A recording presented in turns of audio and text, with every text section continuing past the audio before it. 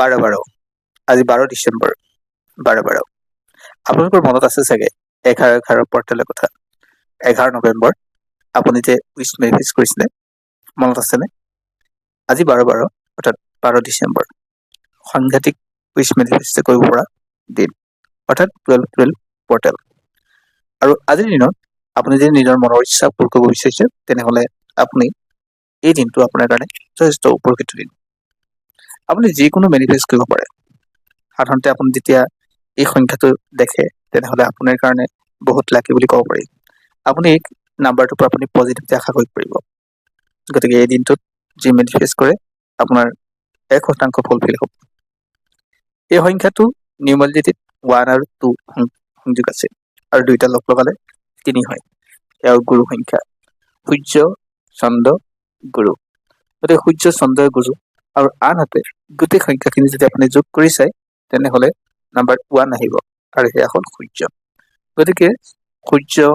চন্দ্ৰ গুৰুৰ যেতিয়া মিলন হয় ডেফিনেটলি আপোনাৰ কাৰণে বহুত ভাল খবৰ অৰ্থাৎ আপুনি উইচ ফুলফিলমেণ্ট কৰিবলৈ গৈ আছে গতিকে এই দিনটোত আপুনি মনৰ যি আশা পুহি ৰাখিছে তাক আপুনি যদি কিছু ৰূপত যদি আপুনি প্ৰতিকাৰ হিচাপে উপায় হিচাপে বা মেনিফেষ্ট হিচাপে কৰে তেনেহ'লে আপোনাৰ মনৰ আশাবোৰ পূৰ হ'ব আপুনি এই মেনিফেষ্ট আপুনি নিজৰ কাৰণে কৰিব পাৰে আপোনাৰ নিজৰ ঘৰুৱা কোনোবা ব্যক্তিৰ কাৰণে কৰিব পাৰে আপোনাৰ সন্তানৰ কাৰণে কৰিব পাৰিব বা আপোনাৰ কোনোবা আপোনজনৰ কাৰণে কৰিব পাৰিব গতিকে আপুনি নিজে কৰিব পাৰে আৰু এই মেনিফেষ্ট আপুনি নিজৰ কাৰণে যদি কৰে তেনেহ'লে আপুনি নিজৰ কাৰণে কৰক অন্য ব্যক্তিজনৰ কাৰণে কৰিব নালাগে যদি আনৰ কাৰণে কৰিছে আপুনি তেনেহ'লে আনৰ কাৰণেই কৰক নিজৰ কাৰণে কৰিব নালাগে সাধাৰণতে কি হ'ল এগৰাকীয়ে এটাই মেনিফেষ্ট কৰিব এজনৰ কাৰণে বা আপুনি গোটেই পৰিয়ালটোলৈ কৰিছে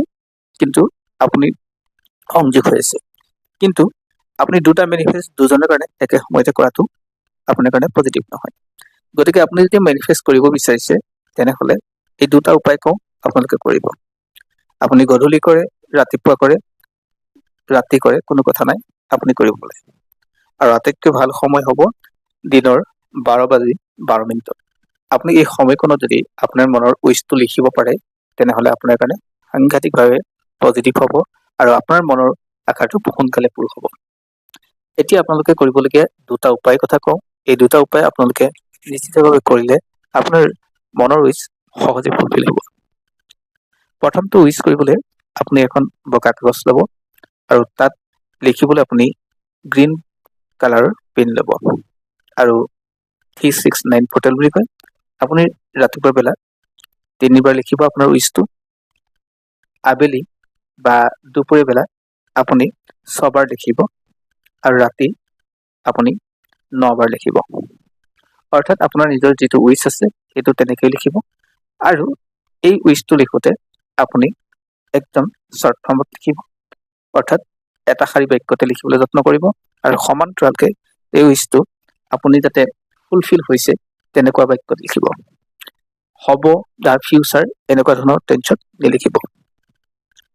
তাৰ পিছৰটো হ'ল আপুনি তেজপাত ব্যৱহাৰ কৰিব পাৰে আৰু এডাল মমবাতি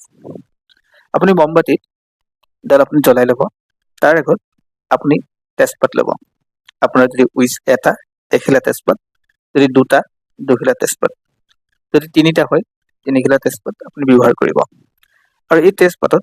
আপোনাৰ নিজৰ উইচটো লিখিব আপোনাক আকৌ কৈছোঁ যে এশাৰী বাক্যতে লিখিব বা একেবাৰে শ্বৰ্ট ফৰ্মত লিখিব আৰু লিখি